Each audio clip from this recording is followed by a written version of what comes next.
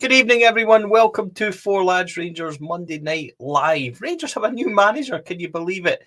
So sharp, succinct, done it straight away, said nobody ever. But we are finally here. And by the way, no, Lyndon B, I'm not having that. It was 7 o'clock when we started. We were bang on time, so I'm not having that at all in the slightest. Like to be punctual. By the way, I need to apologise. Last night was my fault with a kind of technical error. And this is what happens when Andrew goes on holiday and leaves me in charge. So apologies about last night. Welcome to our esteemed panel, Davey, Andrew, and Rob. Let's kick it off, gentlemen. Danny Rohl is the new Rangers manager, head coach, whatever you would like to describe it as. Rob, give me your immediate thoughts, please, mate. I think my immediate thought is I feel desperately sorry for him. I don't think he was anybody's first choice, but he's here. Ultimately, we can only control what we can control, which is supporting the team and supporting him and the club. So ultimately, it's going to be interesting to see how he goes. But he's going to need to hit the ground running, that's for sure, to win over the fans. Andy, what's your thoughts? German Ancelotti with an extra bit of Chef Wednesday experience. I think if we were happy enough to be excited by the prospect of Ancelotti in the summer, then I'm going to do my best to try not to be negative, because it's very easy to be negative and just going to go with it. And as the title says, we're going to have to roll with it. So yeah, let's just see where it goes. Davey, you've seen plenty of these manager announcements. I've seen too many. I remember being really excited about being able to go to my first manager press conference, which was Giovanni Van Bronckhorst. It seems like I've done far too many now. We'll have another one tomorrow. Danny Rohl is here. Davey, you've seen, your fair share, as have I. What do you make of this one? I think ended it's more than 20-year-olds seen their fair share now, unfortunately. I'm older than this manager. That's never happened before. I'm older than this guy, so right. That's a new one for me. What I think of it is that if Russell Martin had never happened, and this had been the appointment in the summer, then I don't think people would have been particularly upset about it. I think people would have thought this is quite exciting, young coach with quite a bit of experience behind him at a big club and national level, and he done okay at Sheffield Wednesday. But I just think because of the utter disaster that happened to us in the summer, that many of our supporters just associate another championship manager, another young guy, another guy that's not won anything, and they're just putting the two of them together. And I think it's a bit unfair on him. But as Rob says, fair or not, he's going to have to hit the ground running, or else things might get a bit tasty too quickly for him. Yeah, you made that point there, Davey. I'll stay with you for a minute. I'll throw it open to the boys as well. But Russell Martin has scarred a lot of people. I think that's very fair. And when you think about Danny Rohl, it's, they are similar in where they come from. But, Danny Rohl has a lot of experience, German national team, Bayern Munich. He done a fairly good job with Sheffield Wednesday, actually a very good job with Sheffield Wednesday, considering the owner they had and the position. So is this more about Russell Martin than it is about Danny Rohl? It's about Russell Martin, it's about Kevin Thelwell, it's about the recruitment structure, it's about all those things, I think, rather than people dispassionately just saying, what does this Danny Rohl bring to Rangers? The structure isn't going to change yet, although I'm not convinced it's going to stay forever, depending on how things work out. But I genuinely think that if he had been appointed before Russell Martin and Russell Martin never happened, then I think the fans would have been quite excited about it. And I think, as a few folk have said in the comments, it's time to get behind them. Okay, we can be unhappy at the structure, we can be unhappy at the way the club's getting run, we can be extremely unhappy at the absolute circus that we've sat and watched for the last couple of weeks. But this is a guy who has coached the German national team at World Cup. He's coached a Champions League winning team, and he's come into a basket case of a club and turned it round. So he's got a few things in his background, I think, that suggest that he might not be the inexperienced young pup that a lot of people say he is. So I think it's time to get behind him, while at the same time having severe reservations about what's above him. Yeah, I think we could have reservations about him himself also, but we'll come to all that. But Andy, Rob, is it there's scar tissue, isn't there? It's not even a question. It's more or less a statement I'm making to you, because I do thoroughly believe that Russell Martin has done a lot of damage to this fan base, social media, etc. as well. And I think that's going to carry over to not only Danny Rule, but whoever started as the new Rangers head coach, Andy. I agree with you. I think it's more of a kind of we've launched so far away from the positives of how we were feeling when the takeover was concluded, because there was a lot of positivity about how far Rangers can go. You know, the Martin appointment, who was obviously thinking beforehand, who could it be? You know, big kind of backing for this recruitment search. You know, this could be a landmark kind of time period for Rangers where we go and appoint somebody special, and it turns into something brilliant, and then we appoint Russell Martin, and we have the start to the season that we've had, domestically and in Europe obviously as well. And you're kind of just left to pick up the pieces. I think Danny Rohl's going to have to pick up the pieces, and do it fairly quickly. I understand the scar tissue. I think it's definitely very much there.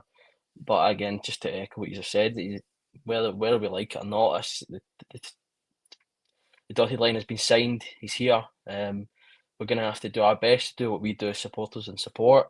Because yeah, from a football perspective, they're living in the park. We need to get behind them. I've got a feeling we're going to continue to see some more banners and stands, pointing to those above Danny Rule, and I think that's probably, and by plural I mean certainly, justified in this case. Rob? Just like Andrew said there, I think you're right. There is a load of scar tissue, and I can only speak from my personal experience where I wasn't that keen on Martin being appointed, and I did the thing of trying to read and listen and watch as much about his style of play coming in as possible to try and convince myself that it was a good idea.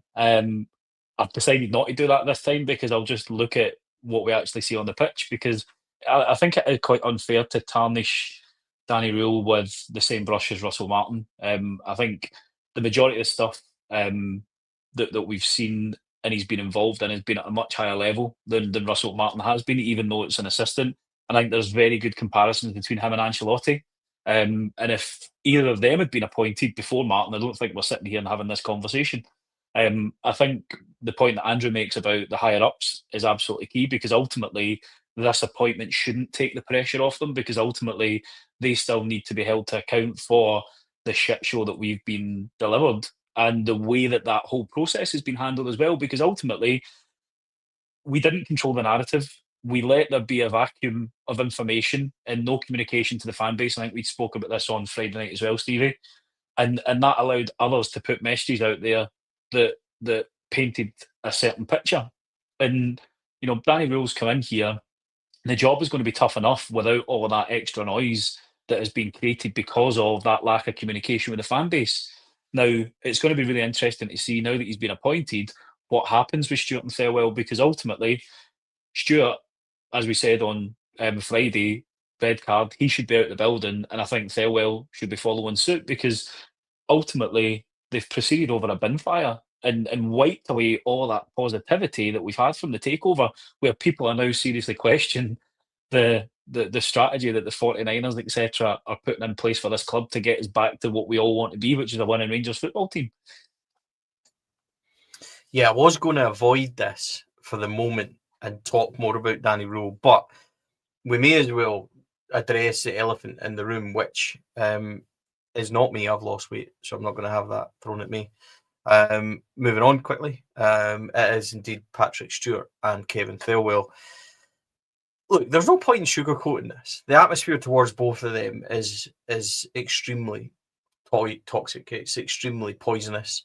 Gretar Steinson, for me, has got a lot to answer for as well in the middle of all this. They have, as Rob said, presided over what has been a bin fire.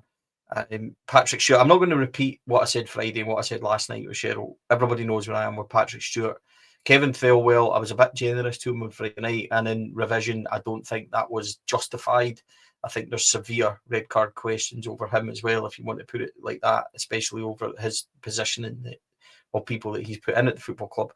So I think that question marks over them are totally relevant and fair amongst the support, Davey. So it's not always easy when it comes to criticising your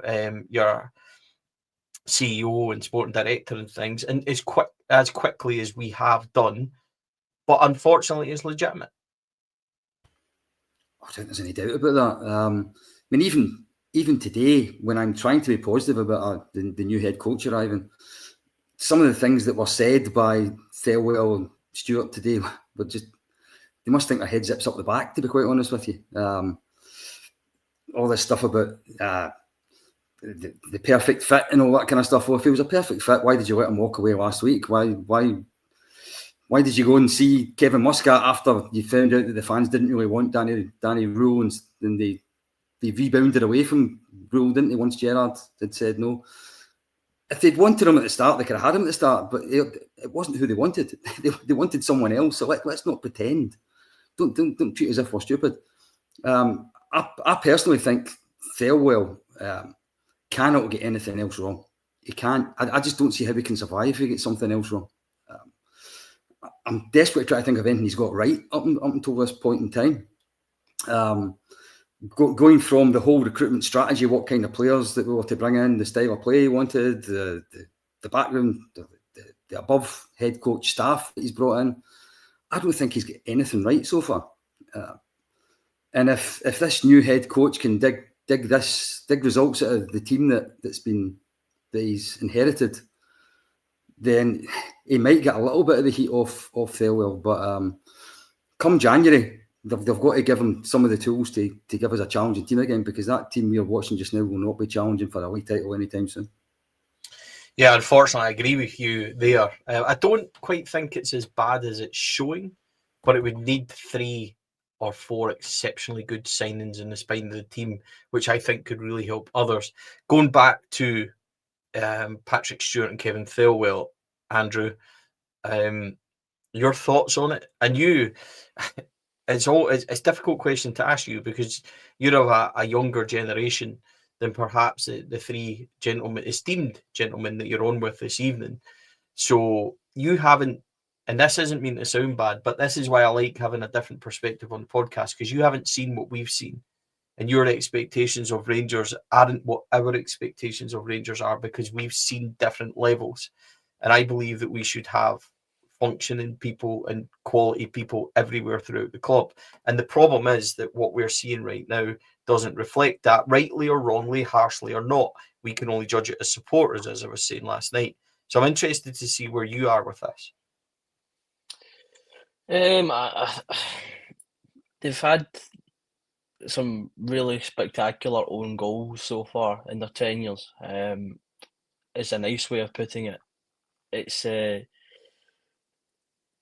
for me, there's been these self-inflicted gunshots that have just driven a wedge between themselves and the Rangers support, which I think it was probably the worst time to do any such thing. I think at this period of time, where the bond was incredibly fragile, and they have taken a sledgehammer to it. To be perfectly honest, we just don't seem, well run. In the same way, I'm going to steal your kind of, we don't look coached, we don't look well run as a footballer organisation. I think this whole debacle of the Gerrard to Muscat to Rohl, it just seems like we're an amateur club, which we cannot by any stretch of the imagination be close to at all. We need to be upper echelons, especially in our country. At least Scotland's laughing at us, and it's because of those two, and then the way they've handled this entire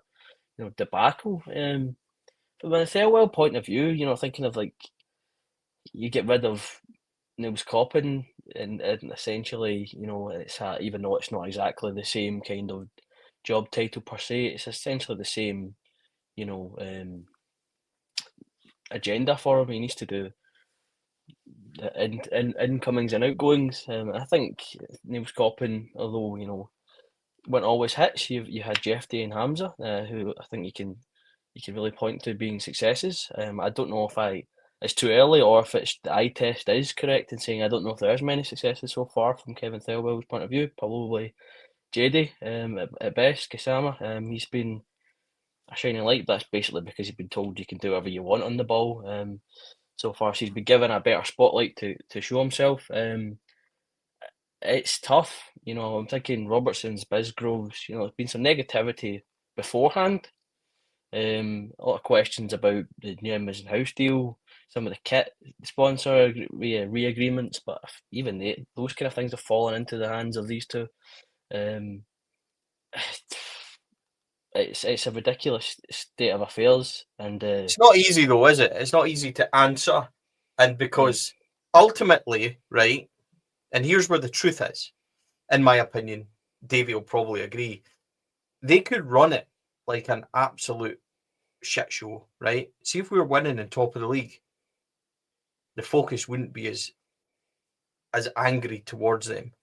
But at the moment, it's a bit of a scattergun approach to absolutely everything. I think that is kind of where we are as well. And that's not, by the way, I'm not defending them in the slightest. I just think that when you're winning, things at Rangers Football Club are slightly different, and they're not as focused on, because there's been times, right, where we have not been run properly, but we've been winning games. Walter's 3 years in charge is probably testament to that. We had no money. There was all sorts going on in the background, but it was the fans were so focused on what was going on in the pitch. I think when you don't have it and it's so bad that everything goes absolutely everywhere. So I think that's got a wee bit to do with it, Andrew. I'm going to deflect it away from them too. I don't want to have another show where we just have a new manager and it's completely negative about Patrick Stewart and Kevin Thelwell. Because I think we all know where we are with them. And I think if we have another show where it's we want them out and this is what they're doing wrong, and Stevie goes through and mentions everything that Patrick Stewart's done and Kevin Thelwell, it becomes monotonous. And I don't want to fall into that. I would rather talk more about Danny Rohl and where we are and his appointment. So Danny Rohl's obviously here. Let's read a wee bit about what they had to say today, and the quotes from everybody involved as well. First of all, as well, can I just say, press conference, a lot of people have been saying, where is Danny Rohl's press conference? Why hasn't he been, shown to the media? Why aren't fan media meeting him, etc.? That is happening. That is happening. We are waiting on confirmation from the club telling us when it is. It will not be long. So when that happens and we're allowed to tell you, we will tell you. That is, he will have a press conference. So it's nothing to do with hiding away or Kevin Thelwell, Patrick Stewart, or Andrew Kavanagh does not want to be there. Andrew Kavanagh is here. So just to put everybody's mind at rest, that is happening. When we're allowed to, we will tell you when it is. So to move on from that, to go back to Danny Rohl, started his career at RB Leipzig, then moved to Bayern Munich where he helped win the League Cup, Champions League, moved to assist Hansa Flick as assistant to German national team. First and only job at Sheffield Wednesday, he had 84 games in charge. I believe around a 38% win ratio. Despite severe financial problems, saved him from relegation after he took over and they were rock bottom. I think they were 6 behind their next challengers further up the table, 23rd place. He is, or was, interviewed for the position in the summer. He was overlooked. And basically he is a young coach. He's, I think, 18 months of first, as a first choice coach, as a manager, if you like. 34 wins, I believe that's right as well. Round about that. I don't have those stats to hand. But the context of that is he completely revolutionised Sheffield Wednesday from where they were. Their fans talk so highly of that. And he just basically took them for dead. Now, I'm hoping to speak to somebody that was involved with all that and bring you that. So hopefully that's going to happen tonight and that'll go up as extra content. But focusing on Danny Rohl, where I am with it, guys, and I didn't want Danny Rohl to be Rangers manager. I wanted Steven Gerrard. I wanted Kevin Muscat. I even wanted Derek McInnes. I didn't want another coach. I think there's red flags with Danny Rohl, but there was red flags with Steven Gerrard, Kevin Muscat, even Derek McInnes. There was no perfect, obvious choice because there isn't another Walter out there. I didn't want Russell Martin at this football club. I was very steadfast with that. Danny Rohl's here, and I don't see that being as negative as we were with Russell Martin does anyone any good. So it's not happy clapping, because I'm openly telling you that I'm not happy with the run of the club. I'm not happy with our managerial choice, but he's here now. What do you do? Do we have a podcast? And do I go along to games at the weekend where it's just miserable and we're saying, right, get this guy out? There's obvious questions about yes men and stuff, and we'll address them and we'll talk about that as well. He's here now. For the good of Rangers Football Club, I hope this guy succeeds, because I can't keep going through this. As I said at the start of this, I've been to too many new manager press conferences. So Davey's here now. And it's difficult because I want to say to you, what do we do? He's here now. And if you're positive, people will say we've happy clapped this and everything else. But the point of the matter is he's Rangers manager now. He's here. Everybody wants this guy to succeed. Even if we're not happy he's here or we weren't sure about him, surely that's just the way it should be. Absolutely. I think that the first thing I'll say is that I don't put any stock whatsoever in the stuff about win percentages and stuff. He took over a team that was an absolute basket case at the bottom of the league. Okay, he lost as many games as he won, but half of that league loses as many games as they won. That's the kind of league that is. I think his record at Sheffield Wednesday was actually very good. And I think, as you say, if you go into Sheffield Wednesday forums or you hear Sheffield Wednesday fans talking about him, they were devastated that he left in the summer. And I actually think he might have got the job in front of Russell Martin if he was out of job in the summer. Because he was still in work at the time, I think Sheffield Wednesday were looking for quite a bit of a payoff, because he had quite a few years in his contract left. Because if you compare the two of them, he fits exactly the model that the club have tried to implement. I mean, he worked with Red Bull, didn't he? So he's worked as part of their structure before. Bayern do the director of football, head coach thing. So I think he would have been a far more sensible appointment in the summer if he hadn't going to cost 2 or 3 million quid to get him out of his contract. I'm quite positive that he is nothing at all like Russell Martin, and we should completely ignore any comparisons that are made between the two of them. I don't think the two of them are in any way comparable. What I do think is a problem with is that he has inherited something on the field that is an absolute bin fire. We've got very little leadership. We've got not enough experience in the key places. We don't have any bad losers, which is the expression I keep using that Rangers teams have got to have. I don't think we've got a lot of young project players with nobody to learn off of. He's got his work cut out, but he had his work cut out at Sheffield Wednesday. He kept getting the feet cut away from him constantly. Players leaving because they had no money and they were selling folk in front of him. I think we've got to give him a chance. I mean, I'm not going to sit here and say he's going to be another Walter Smith or another Alec McLeish or anything like that. But as far as what he has inherited and what he's done in the past, I think we've got to give him a chance and see how he works out. And I think he's got a chance of being a success. But it depends what we call success. Because where we are right now, probably success is getting 4 or 5 wins in a row on the board, not lift trophies and things. But the last thing I'll probably say is that we're actually only 2 games away from winning the first trophy of the season. And if I look at the team we're playing in the semi-final, yes, they've got a more expensive squad than us, a team full of winners, blah, blah, blah, blah. But they're probably the worst Celtic team there's been for years. If we can get a little bounce out of the head coach that we've got, and he can get us organised, he can get us scoring goals, which I think is the biggest problem we've got. We're 2 games away from a cup final, so let's be 2 games away from lifting a cup, not from a cup final. Why don't we just try positivity just for tonight? Rob, you coming in? Yeah, it was, mate. I was just going to pick up something that Davey said there, and I think the comparisons between Martin and Rohl are really unfair. And there was something I was just going to read out. It was from an interview in 2023 when he just passed his German coaching license, his pro license, and he's talking about creativity and decision making on the pitch have been neglected too early on. Formations and basic structure have been the focus, and playing simple football has lost importance. Now, that's everything that Martin wasn't. Martin was all about fucking coaching to the nth degree and like training the creativity out of the players. We've seen that with the likes of Ant-Man and stuff. Even at the weekend, he was a lot more positive in that first half, wanting to beat men and try and take them on. So if he does come with that ethos about playing simple football and trying to get the best out of the squad that we've got, all we can do is judge him by what happens on the pitch, and that's all we should ever do as fans. If he gets results, we're going to be happy. If he doesn't get results, we're going to be unhappy, and that's when we can talk about burning it all down and starting over again. But I think it's really important that for the time being, the one thing we need to do is support them.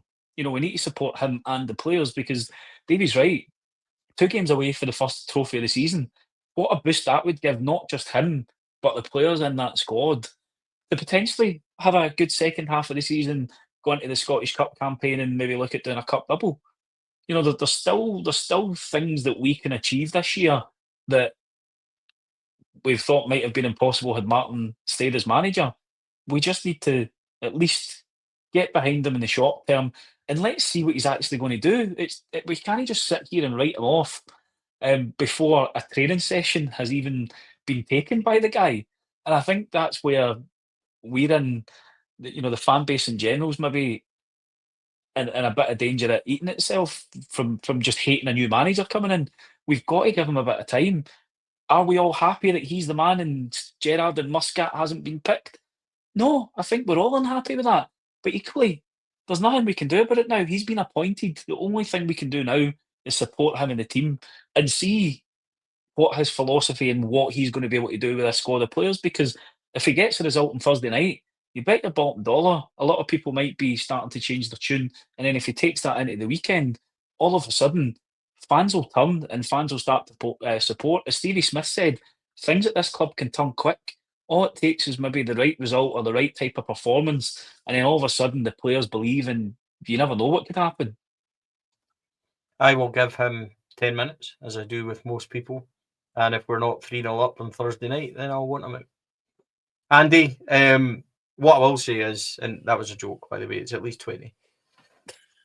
Andy, what I will say, and I said this last night, Cheryl, and I think this is very prevalent, is that on Saturday, Rangers were 1-up and the atmosphere was incredible. Everybody wants to believe in something. I can feel it in Rangers fans. They want to galvanise. They want to get behind something. They want to love the club again. And it's clear that, the Rangers fans, they don't want the negativity. And you could feel that on Saturday, cheering off at half-time, the singing in the first half, the clapping for tackles, for pressing. It was all there. That wasn't an imagination. If Danny Rohl can get it right, and Jack Butland says that this can be a great place, but, we can't sugarcoat it. It is a huge job. But like Rob says, things can turn quickly. And we have to try and believe, even if we wanted him or not, right? Put all that to the side. We have to try and believe now that he's going to be the one to do that. I think, as you kind of said all through this recruitment process, we needed a figurehead. And I know that's not the Gerrard from a 55 glory and Muscat being the kind of hard man that you remember him in his playing career. Sheffield Wednesday, when under Danny Rohl, it was galvanised the support when it was quite a bleak kind of environment. I have a couple of mates who are Wednesday fans, and everything going on with Chaziri as the owner. It was tough to not, be really down in the dumps about it. It was really desperate times for the football club as a whole. But he was uniting the support. You get right behind him. He gave it back for them. He could be that figurehead that we need.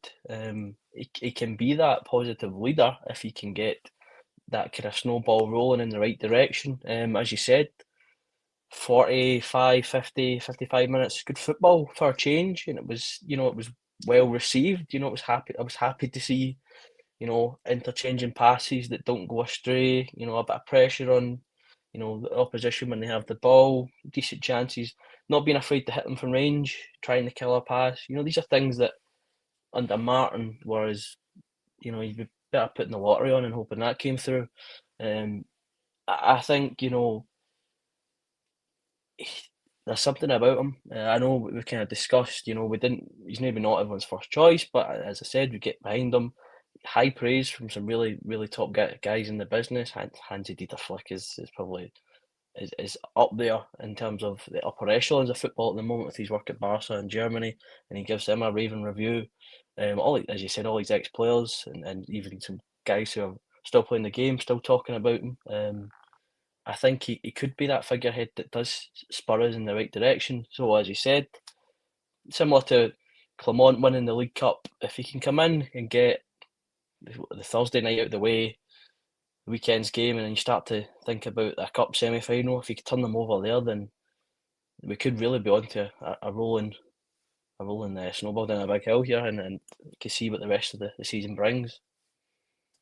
Momentum is what he needs. I'm with Davey a wee bit on the squad, which we'll come to. I want to bring you some of the quotes from Danny Rohl's interview with Rangers Television. Now, I have been reliably informed and saw a clip that he does pronounce his name Danny Rohl, like the German kind of style. So not roll. So it unfortunately spoiled the heading of the podcast, but I considered ignoring it and just calling him Danny Rohl, as I did on Sky all afternoon. But I'm reliably informed it is Danny Rohl. So Rohl it is, and we'll go with that. A couple of the quotes from his RTV interview. He says, if you commit to this club, you have to know what it means. You have to respect the history and the traditions of a club like this. He then goes on to say, at Leipzig, I learned how to build a club. At Sheffield, I had relegation fights. At Munich, we won all 7 trophies, including the Champions League. So I know what it means to lead. I know what it means to lead at such a club with these demands. It's very important to understand that here you have to win.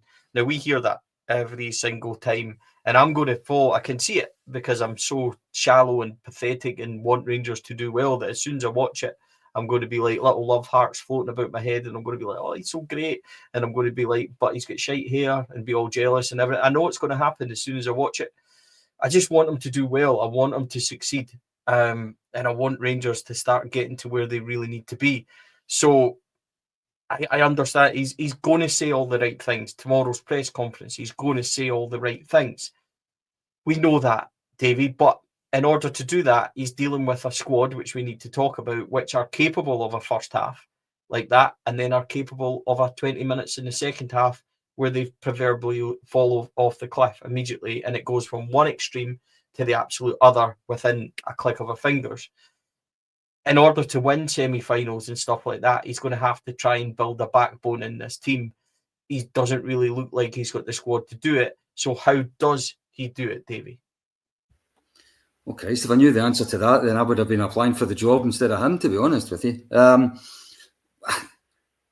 think I've said, I think in this podcast before, that I'm a great believer in that there's no such thing as a correct philosophy for football, a correct setup, a correct tactics. It depends entirely what players you've got at your disposal.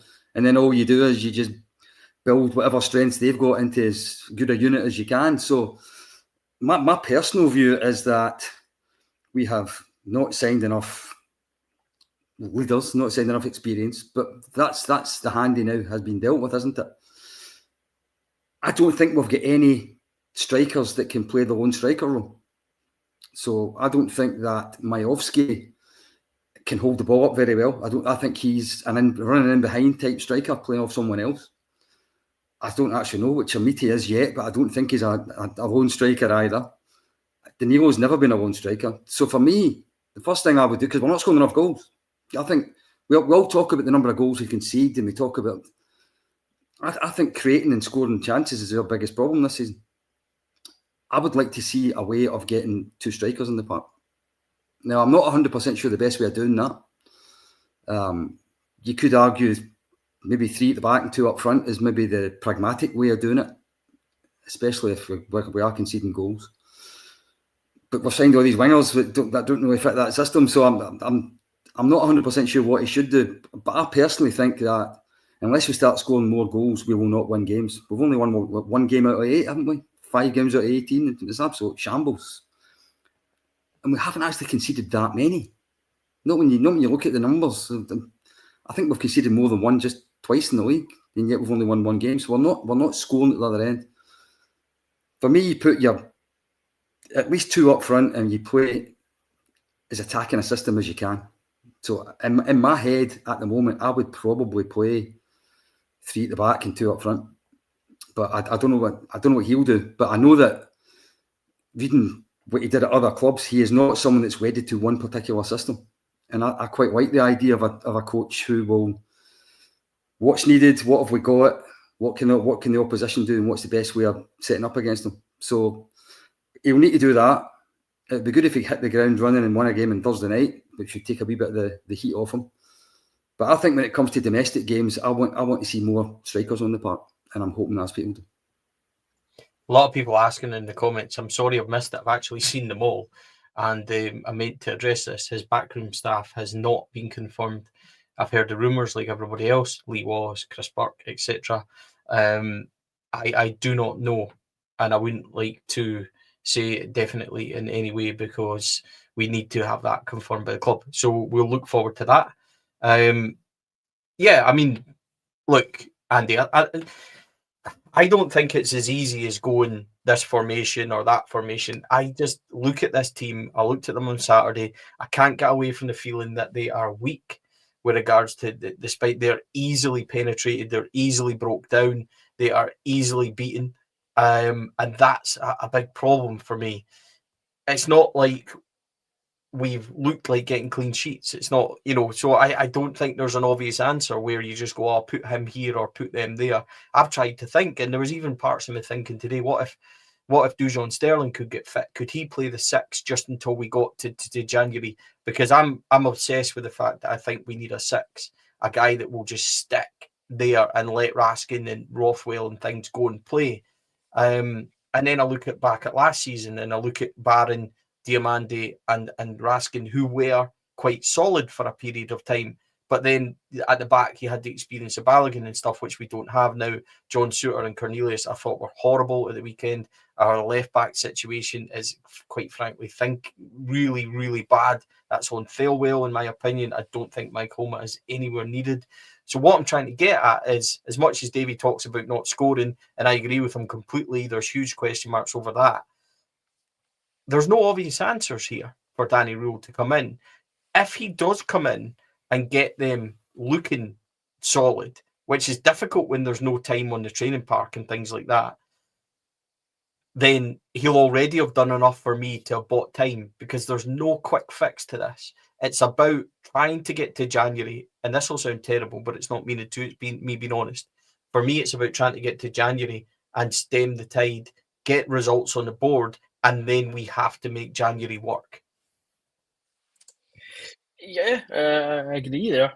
I think, you hit the nail on the head with the Magoma situation. That in itself frustrates me majorly, because we're essentially doing all the development we did last year for Jeffy for somebody else's player, because we're not going to reap the rewards of Magoma's had a really tough first season, but he'll adapt in the next year because he'll go back to his parent club. We did that with Jeffy last year and then we sold him. So Thelwell takes a lot of responsibility for the left back debacle. Cornelius and Souttar, yeah, fragile, as they have been all year. The midfield 3, the weekend, for me, when they moved Asgard out and it became a 4-2-4 essentially, the midfield were just having to cover the extra yards that the third man would have covered in average, and they couldn't deal with that. United just packed that, and they had nothing they could do about it really, and we got overrun. So a tactical flaw, I'd say there. I won't we conceded, but you make that change, and then it goes all gift any sort of kind of leverage we had to Dundee United. So yeah, midfield's probably not solid. I think Davey said, striker situation. I don't think Majowski, when we've tried to make him a hold-up kind of striker, hasn't been able to. I don't know if that's quality of pass or if that's just, he's built, and that's kind of the way it is. If you're either built for that kind of, aggressive kind of tugging the shirt and getting, body position kind of striker play, or you're not. So questions need to be answered about him. Chamiti, again, God knows. I suppose I'm happy to see Gassama being coached by a familiar face, someone that probably will get the most out of him. Ant-Man, it'd be interesting to see what they can get out of him. It's posing a lot of questions, but the good thing is, I suppose, we've seen, well, from his time at Sheffield Wednesday, is that, it once he sees what the players can do for him, he is quite adjustable to the way he wants to play. He's mentioned these principles and things, but they're kind of always kind of fluid to what the team's requirements have and the personnel as a whole, which I think that is because there's so many question marks with the personnel. You probably have his work cut out to find something that works immediately, just to kind of get us through to January, as you said.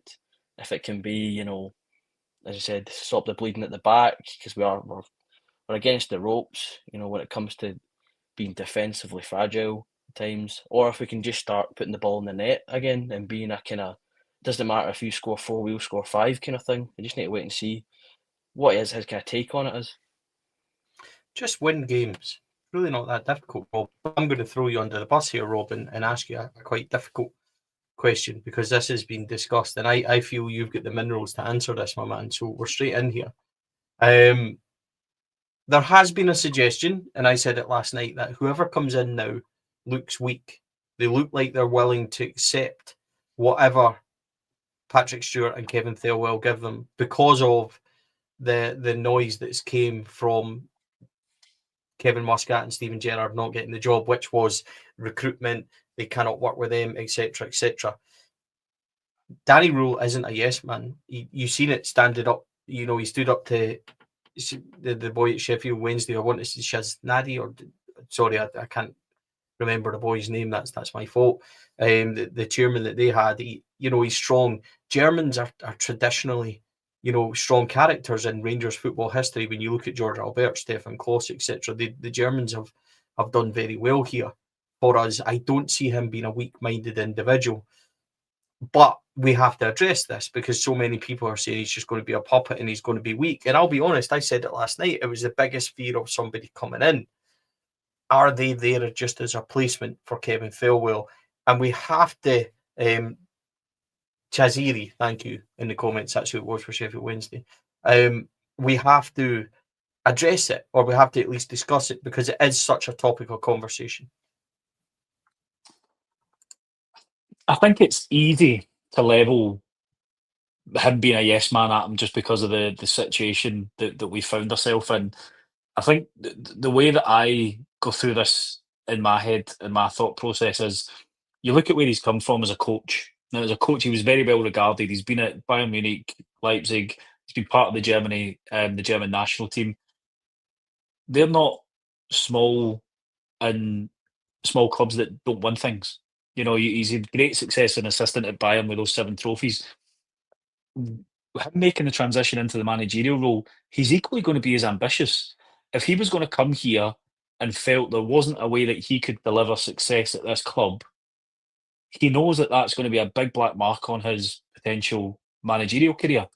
He's got praise for the job that he did at Sheffield Wednesday and took over there at a tumultuous time when they're going through financial problems, and took them from relegation and up to 12th when he eventually left them. And if you look at them after he's gone, they're back in that relegation dogfight. Yeah, they've lost some players, etc., but it shows the impact that manager can have. I don't think he'll come in here and be a nodding dog.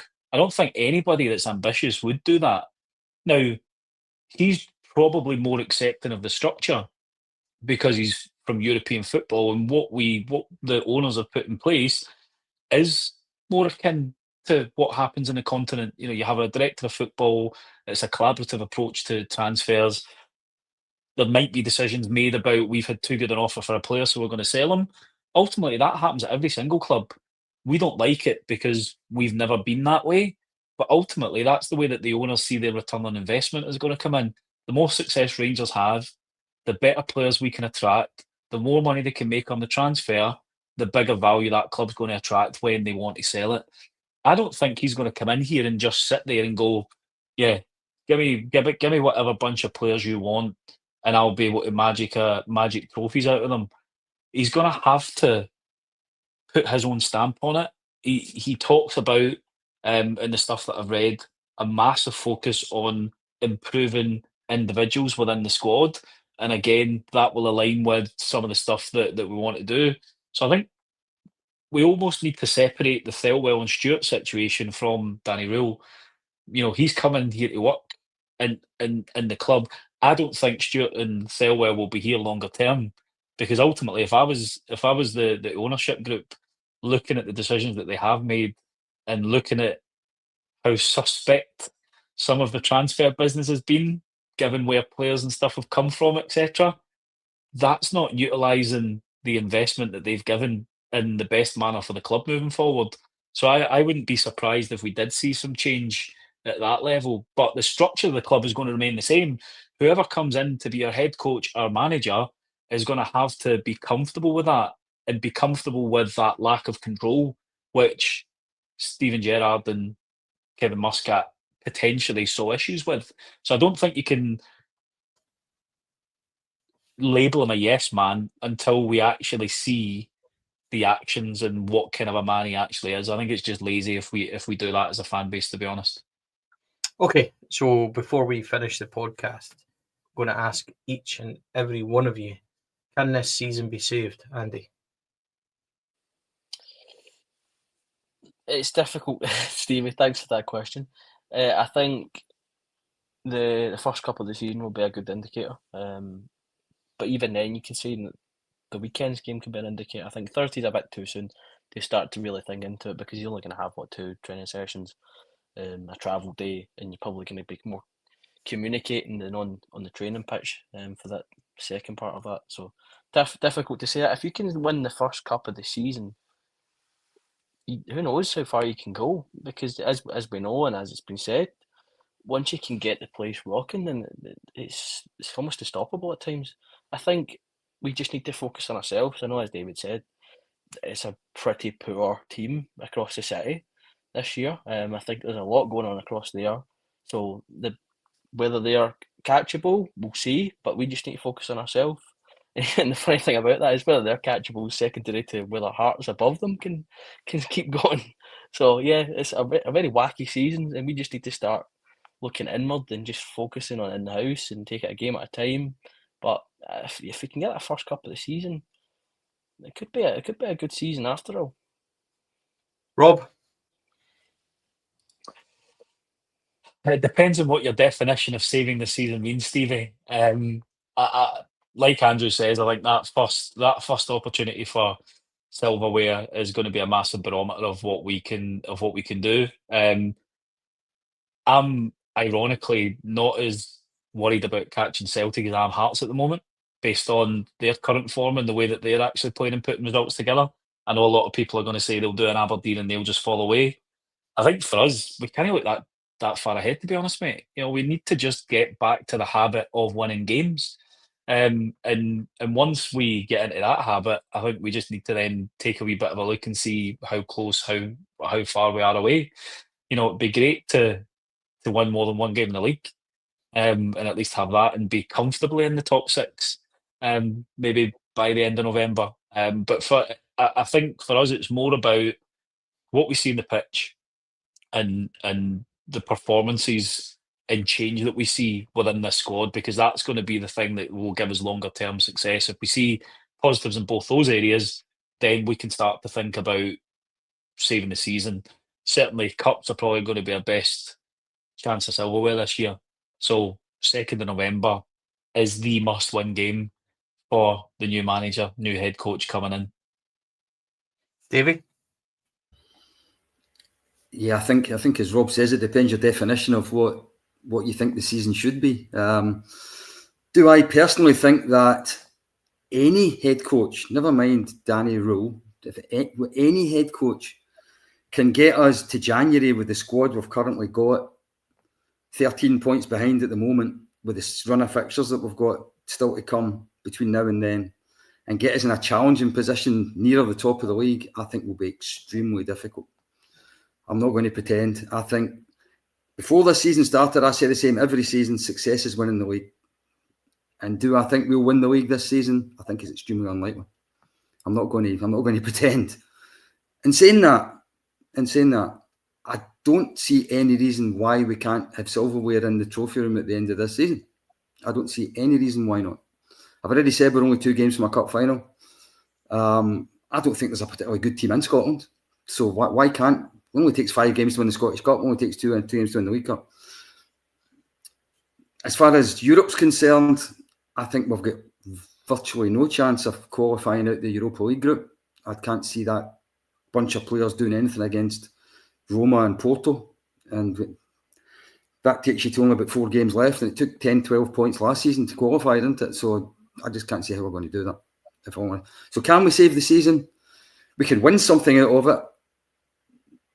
But I can't see us being what we want it to be this season. And what we want it to be is Rangers winning the league. And I think it takes more than having a good young head coach coming in and getting a few results for us. I think we need better players to do that. And unfortunately, I can't see us having a squad between now and January that's going to get us close enough to the top of the league that we can then kick on in January from it. Okay, so my vision of what saving the season would be like at this moment in time is Rangers going on a consistent run of form. I think that takes care of itself in terms of league positions and everything else if we can do that, because there's no point in worrying about what's above us now. I think Hearts have been fantastic, but I don't think they're quite as good as what people make out. I think Rangers could have gave them a bloody nose at Ibrox in VAR, and the referee had a big say in that game. That's not to say that Hearts wouldn't have won or Hearts didn't deserve to win. There was circumstances there, and the Hearts have got some good players. As for Celtic, I think Celtic are having a very similar season to what they did in that 10-in-a-row season, except for us, we're not closing them down the way we did. We're probably in Hearts' position in that season, points-wise and things like that. It would be interesting to go back and look at that. So, Hearts and Celtic play it this weekend. That'll take care of itself. For Rangers, we need to go on a run of games. The cups have got to be the target, and what's the focus is consistently building something, having a strong January window where we can say, right, that's you've got 2 or 3 building blocks in place to add towards other players. And I don't think the likes of Ant-Man and Gassama are bad players. I think they need leaders and better players around them to flourish. We need more up front, more in defence, more in midfield. So it's a really important window to add to that. So these are all factors that I think could salvage something, not save the season, because saving the season is winning the league. That should always be the ambition. But 13 points behind is a really tall order. So for me, I'm just looking for Rangers to finally get on a run where we can say and galvanise behind it and go, right, Danny Rohl, he's shown us something. The players now are in place. They're showing us something. We need X, Y, and Z for it to become the next level, but we can maybe do that in the summer. So that at the moment, 1 game at a time for me, starting with Thursday night and then go on to Sunday and go from there, because that's what it has to be. It gets exciting because we do bigger games. We have trips coming up that will be quite interesting, Hibs, etc. coming. So, it's right into the fire pan as such for Danny Rohl. But Danny Rohl is here now, whether we wanted it or not. And some did and some didn't. And as far as I'm concerned, I'll get behind him and hope that he's the one that's going to turn Rangers' fortune round, because I'm a Rangers fan and it's all I want. Whether it's likely or not, we will see. Whether I believe it truly or not, we will see. But I sincerely hope that he does well and he starts. Gentlemen, thank you very much for coming on. Much appreciated. Thoroughly appreciated. Last night, there was 17,000 people watching this podcast up across all channels, and it was extremely hard for Cheryl and I to do that podcast. So thank you for all the wonderful comments and support that's come in for it. If you haven't liked and subscribed to the podcast, please do. And we really appreciate all your support. If you want to become a member and join the 650 odd plus that are, we thoroughly appreciate that. You can join by using the QR code. That purely helps this podcast. That's all it does. It helps us get interviews. It helps us get equipment. It helps us go to games. It helps us do what we need to do. And we really appreciate that. So that is selfishly as much as it is. So thank you very much for all your support. So yeah, on behalf of the guys tonight, I appreciate everybody watching. Thanks to our sponsors, Rhino Express, Clyde View, Athlon Industrial Solutions, CSD Air Conditioning, and our partners, Black Rooster and Art of Gold. We'll be back on Wednesday night. Myself and Chris are back for our Wednesday midweek. Chris will have plenty to say on Kevin Muscat's situation, I am sure. So that'll be worth tuning into just for that. And I'm really hopeful that we're going to have a bonus podcast for you tonight with a very special guest will give us a great insight into Danny Rohl. I don't want to say anything else about it because I've done these things and they've fallen through at the end, but I'm really hopeful that we'll have a wee 10-15 minute chat with somebody that I think is going to be really interesting. Keep an eye on that tonight. It won't be live. It'll go out as a recording. So hopefully everybody enjoys that. It'll be free to watch for absolutely everyone. So hopefully it's worthwhile also. Folks, thank you very much. Have a wonderful Monday night. See you all again on Wednesday. My thanks to the panel, Davey, Andy, and Rob. Much appreciated, everybody. And thanks to all your support. Please like and subscribe, as I've said. Good luck to Danny Rohl. Welcome to Rangers Football Club. Let's go and finally start doing something, Rangers. It's about time. Folks, take care. Bye for now.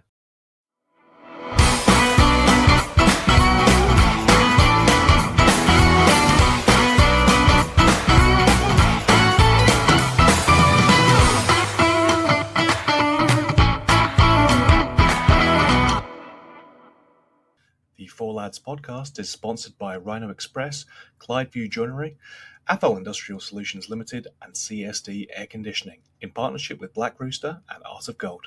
Thank you for listening to or watching the podcast. We hope you enjoyed the show.